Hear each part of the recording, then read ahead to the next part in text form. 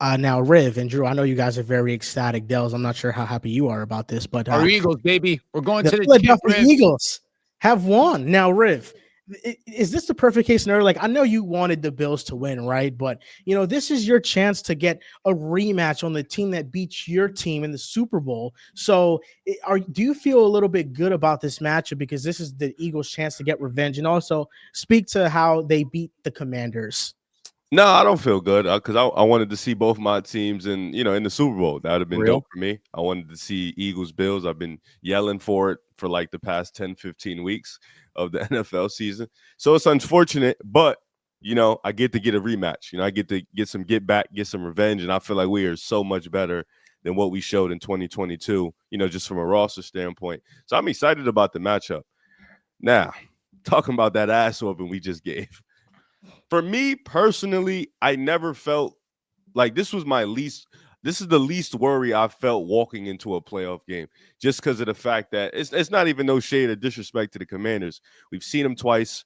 I've watched how both games went. I felt comfortable that we should have won both games. This game was the same way. I felt offensively we can get it going. I felt like offensively if they try to stop the run, we have the weapons where if Kellen Moore, which by the way, this was his best game called all year, like by far and away his most important moment of the season. He, I guess, waited for his time to shine, and he called out his best plays. And this was our first game, really, where I felt like the run game and the pass game were clicking. They were both simultaneously working together. We had Smitty in the run game a little bit. We had Dallas on some screen routes. It was dope to see.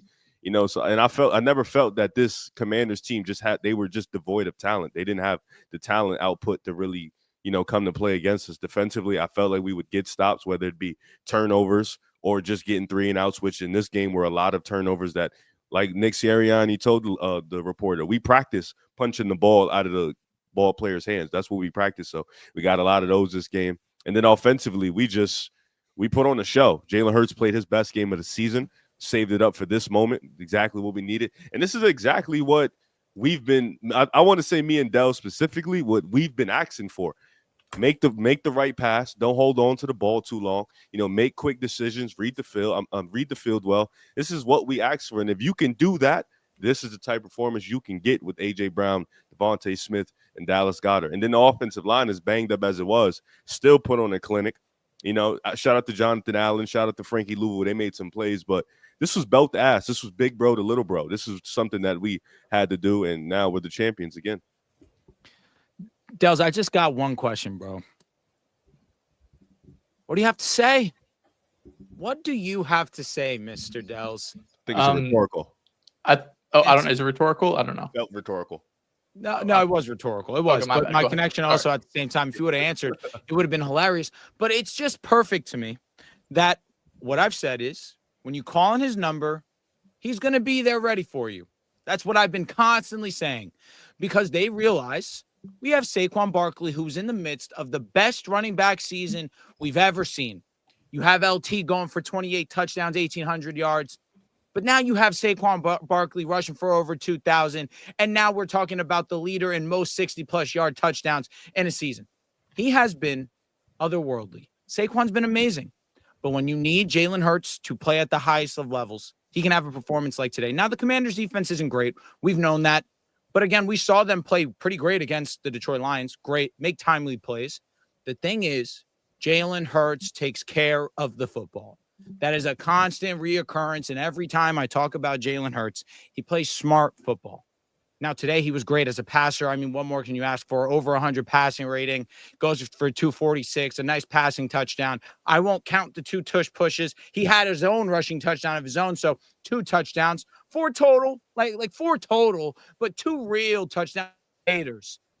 Jalen Hurts haters have to wait at least 2 weeks before they can say anything about Jalen Hurts in a negative light. This was a near perfect performance by Jalen Hurts. The Eagles dominated on all facets. Credit to Jaden Daniels. He tried to make as many plays as he could. Young buck having maybe the greatest rookie season in the history of the game. His players didn't help him out. 3 turnovers that he had no fault of. Maybe you look at the Eckler that he shorted a little bit. Eckler had to fall down. Then the defender was able to get on Eckler and make a play regardless. You trust Eckler to hold on there. You have to respect what the Philadelphia Eagles have done this season. I know we all do, but all I'm saying is, Mr. Dells, you fell off, and it hurts because you kind of put me on. You're kind of the originator of the Jalen Hurts fan club, and you fell off. How does that feel? It feels fine because I love Jalen Hurts. I got nothing against him. Riv, do you care? Riv, like, be honest. Does this matter to you at all? I didn't think he was gonna say love. That love I got him nothing now. against Jalen Yeah. Hurts. Love man. him I again. don't. Listen, I went I into the expected Bills that. Chiefs I game rooting expected- I against have Josh nothing Allen. against him. I was not going into this Eagles Commanders game rooting against Jalen Hurts. You got me all the way. No, but you would have up. been a big, if he failed, Drew, I've been telling you this all along. I didn't think he was going to fail against He's the better Commanders. than Jalen Hurts. This game was pretty easy. I mean, this was a team that's been dominant all season long in the Eagles and a team that got really hot in the Washington Commanders. I think on both sides of the ball. We talk about Jalen Hurts first because I think that's the story of this game. This was, Riv said it, his best game of 2024-2025 season. This was his best playoff game since the Super Bowl against the Kansas City Chiefs a few seasons ago. This was the Jalen Hurts we saw for a majority of the 2022 season where the passing game was clicking and they were really relying on the passing game more than the rush in this. Like Saquon had 115 plus yards, but it was only like 15 carries. It's not like a 25 to 30 carry Saquon game like we've seen in these past couple of weeks. Jalen Hurts, number one thing he did, though, he didn't take bad sacks. He took 2 sacks today. One of them I didn't think was his fault. Pressure got into his face right away. Before he even caught the ball, he was basically sacked. And then there was another sack he took maybe in like the third quarter where he had some time, but whatever. That was really like his only negative play. Outside of that, he was fucking amazing. He was quick. He was making smart decisions. He had some big plays like to A.J. Brown down the left side of the field. This is the Jalen Hurts that we had seen over these last couple of years, a bit more sporadic than we saw in 2022. This is the Jalen Hurts that had shown to be capable of. And they want to win the Super Bowl. If they want to beat the Chiefs, he has to do this again. I'm not saying he can't. I'm not saying he won't. But I'm saying you can't go into next week expecting that Saquon Barkley is going to get the ball 30 times and Jalen Hurts go out there and have 150 yards. We saw a couple years ago, Jalen Hurts went out there and had one of the best games we've ever seen a quarterback have. And it still wasn't enough. They still ended up losing 38-35. I think having this game, though, is so important. Having the confidence going into the Super Bowl where you're having probably your best passing game all season, if not at least for the last 2 to 3 months against an opponent like the Commanders who are red hot, who just turned over the Detroit Lions 4 or 5 times. But, Drew, I think that's the biggest separator between Jared Goff and Jalen Hurts because I feel like Goff and Hurts were kind of in the same bucket this season. Jared Goff, maybe he gets the ball out quicker, but when the turnovers come for Jared Goff, they come in bunches. And Jalen Hurts has done a great job, really, for a majority of the season. Outside of the first, 4 weeks, he's done a really good job of taking care of the football. Has not had many fumbles, has not had many interceptions. My biggest knock on him were just the sacks he were taking. Like the sacks against the Rams, I thought were fucking pitiful. That was my main takeaway. Sacks against the Packers, I thought weren't great as well, but the Rams one really stuck out to me. But overall, this is the Jalen Hurts that I saw, and I told y'all, man, this is a franchise quarterback. Oh, you told us, but then you just completely went back on your word. I don't think I ever fell off of Jalen Hurts. I think all season long, I just told you guys what his negatives were and what I expect him to be better at. When I first started talking about Jalen Hurts, I said, my biggest appointment with Jalen Hurts is he has not developed in the way I expected him to. After that 2022 season, he looked like a bona fide top 8 to top 7 quarterback. In 2023, we could talk about the play caller, Brian Johnson. Sure, if you want to throw that year out the window, fine. This season, I thought he was more or less a game manager. And if that's what he has to do to win, fine, because that's what happened. They're in the Super Bowl. Good for him. That's exactly what they needed. And like Drew mentioned, in the biggest game, he stepped up. Although they put up 55 points, right? He's going to have to do it again. But my biggest gripe with him was just the issues that persisted in 2022 were still the issues that persisted this year. I thought he bailed out of the pocket too quick. I thought he took too many bad sacks. That was really my only gripe. And that was me falling off of Jalen Hurts, was just kind of being honest about his game. I understand today's day and age, you say one negative thing, you become a hater. Oh my God, it's so bad. You said he was this, it's one now. But he had a great game today. I got nothing to say. And listen, hold on. Joel, speak on that bitch ass nigga Terry McLaurin getting mossed up. Interception, boy. 1-on-1. That was 1-on-1. No, there was no safety help. There was no safety help. It was a good ball. That was 1-on-1. And you know what QM did? Guantanamo Bay, bitch ass nigga. That's what he did. So I want you to take that L. Nice little spanking. Your boy Terry, he played a cool little game, but you know, It was a cool catch. It was a cool it was catch. cool. Like it was a cool, A nice cool little, catch nice little yak and vibe. run. It was a cool Get catch. it right. Cool yak. Catch Cool and yak. run. Catch and run. The interception was better. I'll be you saw the honest. walk with off you. after the interception. Did you see the walk off after the fronting on him? You Riv, see it. let me be honest with you. Locked them up too. That interception that Quinyon Mitchell had, I did not see because I was at Jess's sister's house and the game was a blowout. So I started driving back to the Airbnb because I had to check in and I heard about it, but I didn't see it. So Pull it up.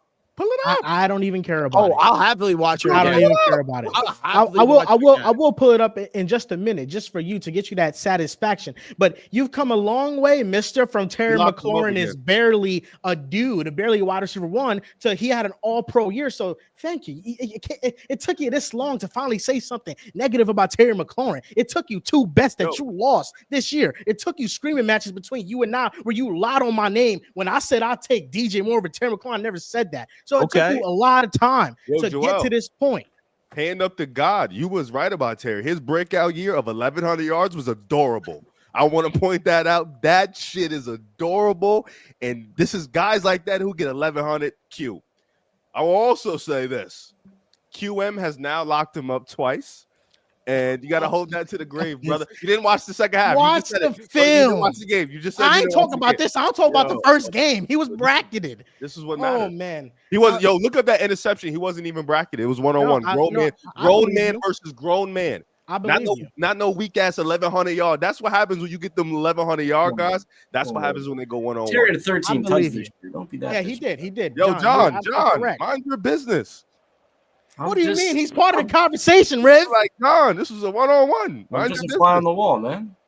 What's wrong with this guy? He's speaking. He's moderating this because he says that you're not being genuine about Terry McLaurin. That's what it is. Now, Dels, I can't believe that you of all people did not realize that the reason why Hurts wasn't playing his best football was because he didn't need to play his best football, motherfucker. That's why we saw in this game. Drew tried to tell you about it, right? He tried to tell you Hurts wasn't playing well because he understands I got a great team. I don't need to play well. I don't need to do it. That's why. That's why. But you know, I want to say this about the Eagles.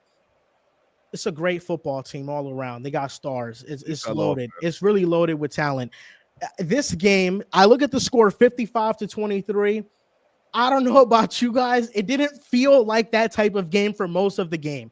I thought that the Commanders, there were moments where I was like, the game is over. And then, they might be back in the game. Look at the first fumble. Let me talk. The first fumble happened. Going to, go ahead. My fault. You were up 12. You were up 12. Okay, but I'll let you finish. First fumble, it was 7-3. The Eagles were leading. The Commanders fumbled. That led to an Eagles touchdown. Then later, the next fumble happened when the Commanders were down 12-20. That led to Eagles points, and the Commanders still scored before the end of the first half to cut the lead down to 12. Then I'm looking at in the second half, both teams start off with the punt. You both punt the ball, then the Eagles score, then the Commanders score. It's 34-23. The Commanders force a punt, and then they fumble. And they were driving down the field, and then they fumble. I thought the Commanders shot themselves in the foot, and the Eagles deserve 100% credit. And really, I think more than anything, if you're an Eagles fan, you are really feeling happy about the offensive performance because not only did they dominate on the ground, but Jalen Hurts had a phenomenal game. I could even go as far as say it was a flawless football game. He played out of his mind. But the Commanders, if I'm a Commanders fan, I'm kind of like, I don't think we even gave ourselves a chance in this game. Like too many turnovers. We didn't even give Jaden a chance to get to the moment to where it's a close game because they had too many fumbles. And then he threw the interception late. I felt like the game really got out of hand when the Commanders were already desperate. They were down 2 scores. They needed to go for it on every single fourth down, and that gave the Eagles great field position to keep on scoring. But really, I thought the Commanders really didn't give themselves much of a chance, and we know the defense's liability. Marshawn Lattimore, his injury is still lingering probably. That's what it seems like to me. He got dominated by A.J. Brown, by Mike Evans. He just really hasn't been good as of recently, but you know, I walk away from that game and I say, I think the Commanders left a lot out there on the field, and they just turned the ball over and were too undisciplined, because even on those turnovers, they had the Eagles twice on 3rd and long situations. Mike Sanders still hitting Saquon Barkley when he's already out of bounds. It's a ticky-tack play, but I thought that was a penalty. And then the pass interference on Marshawn Lattimore in the end zone against Smitty that led to a touchdown. Like, even with the turnovers, the Commanders defense had the Eagles offense in some 3rd and long situations, and undisciplined football, penalties and turnovers, I thought gave the Commanders no chance in this game. And you had to play a perfect game to beat the Eagles, and they played like far from it. And you see, when you play this type of game against Philly, it could get this ugly.